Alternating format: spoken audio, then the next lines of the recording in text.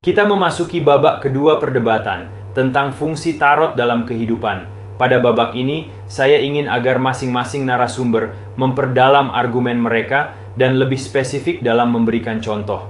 Mari kita mulai dengan pertanyaan kepada Ibu Y.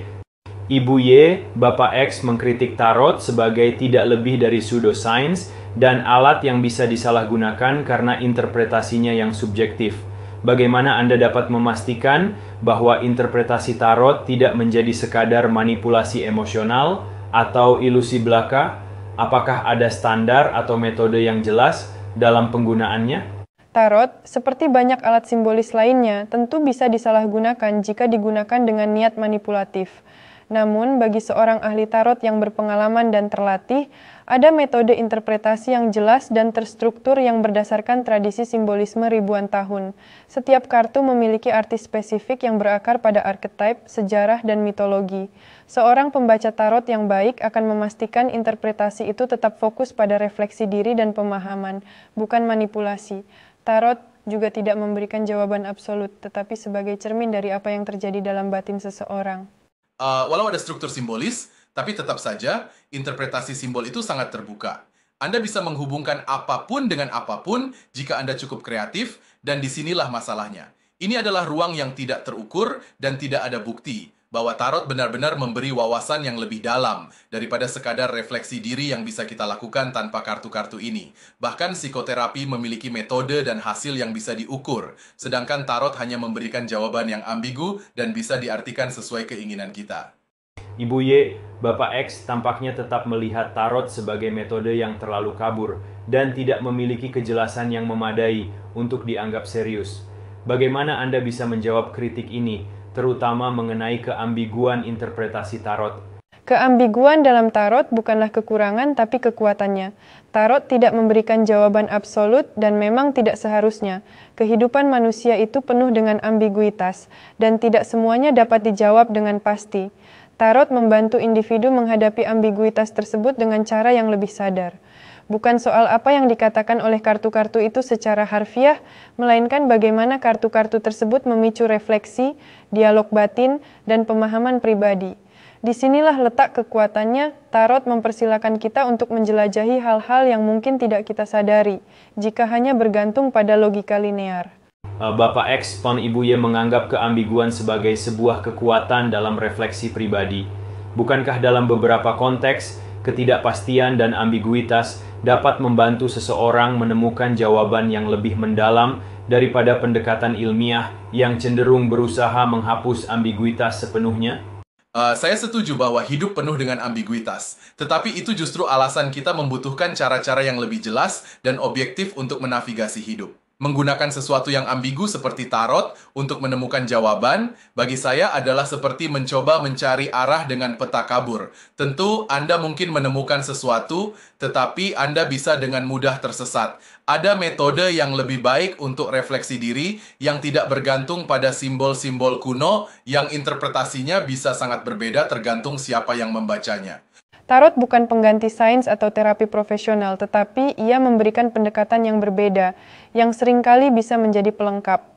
Tarot bekerja di tingkat simbolis dan intuitif, yang seringkali dapat menembus dinding pertahanan emosional, yang tidak bisa ditembus oleh pendekatan yang lebih langsung. Banyak orang menemukan jawaban melalui cara yang lebih visual dan imajinatif.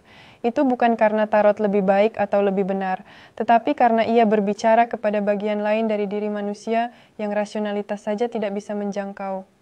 Bapak X, apakah Anda bisa melihat nilai dari metode alternatif seperti tarot yang bekerja di tingkat emosional dan simbolis, bahkan jika Anda sendiri tidak menganggapnya sebagai pendekatan utama? Saya mengerti bahwa beberapa orang mungkin merasakan manfaat dari pendekatan yang lebih simbolis dan emosional. Namun, bagi saya itu adalah wilayah yang sangat berbahaya jika tidak ditangani dengan hati-hati. Tanpa panduan yang kuat, seseorang bisa dengan mudah jatuh ke dalam perangkap penafsiran yang keliru atau bahkan mengembangkan keyakinan irasional. Kita membutuhkan landasan yang lebih kuat daripada sekadar intuisi atau simbolisme yang terbuka untuk berbagai interpretasi.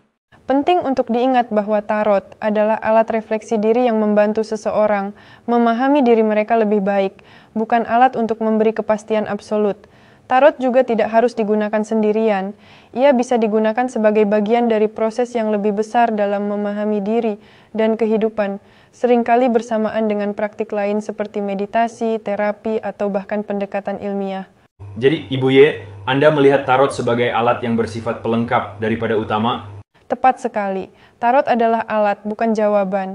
Seperti cermin, tarot memantulkan apa yang sudah ada dalam diri seseorang. Jika digunakan dengan bijaksana dan dengan panduan yang tepat, tarot bisa menjadi cara yang kuat untuk memperdalam pemahaman tentang diri sendiri.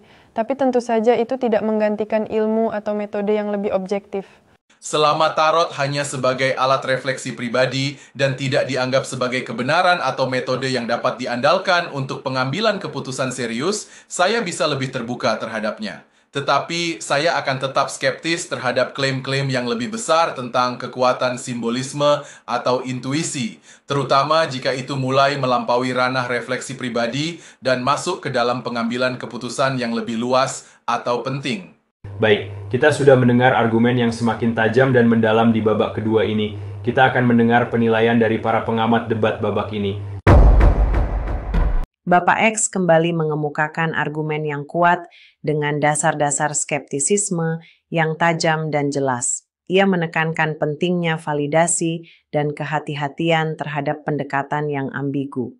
Penggunaan contoh-contoh konkret tentang bagaimana tarot bisa menyesatkan jika tidak digunakan dengan hati-hati memperkuat posisinya. Namun, ia sedikit menutup diri terhadap potensi manfaat emosional dan reflektif yang lebih luas dari tarot. Nilai untuk Bapak X, 88. Ibu Y mempertahankan posisinya dengan baik dan memberikan argumen yang lebih mendalam mengenai bagaimana tarot berfungsi sebagai alat refleksi diri yang intuitif. Dia menjelaskan bahwa tarot harus digunakan dengan bijaksana dan sebagai bagian dari proses refleksi yang lebih besar, bukan sebagai sumber kebenaran mutlak.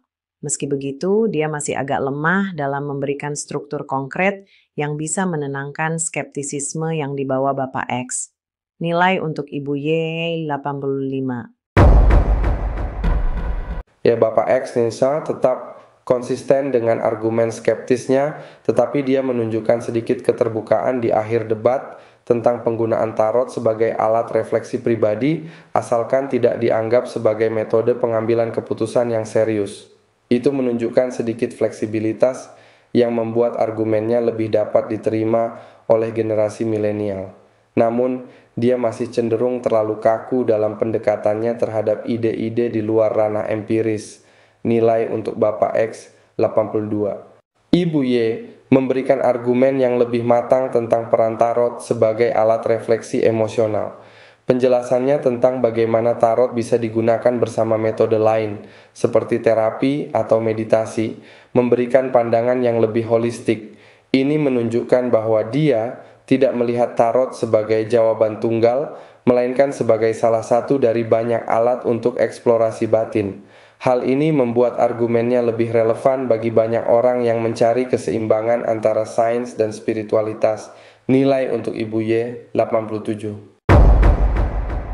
Bapak X tetap pada skeptisisme yang kuat, tetapi juga menunjukkan sedikit fleksibilitas di bagian akhir debat, di mana dia mengakui bahwa tarot mungkin bisa digunakan sebagai alat refleksi, asalkan tidak berlebihan.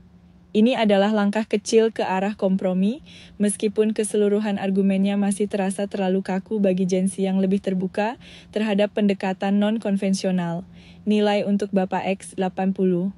Ibu Y berhasil menunjukkan bahwa tarot bisa menjadi alat refleksi yang lebih dalam, tetapi juga menekankan bahwa tarot tidak menggantikan metode ilmiah atau terapi profesional. Penjelasannya tentang bagaimana tarot bisa membantu dalam memahami diri sendiri dengan cara yang lebih visual dan intuitif, sesuai dengan pola pikir Gen Z yang sering mencari cara-cara baru untuk mengakses emosi dan pikiran batin mereka. Nilai untuk Ibu Y, 90. Semakin seru dan semakin menarik. Pastikan Anda mengikuti babak ketiga.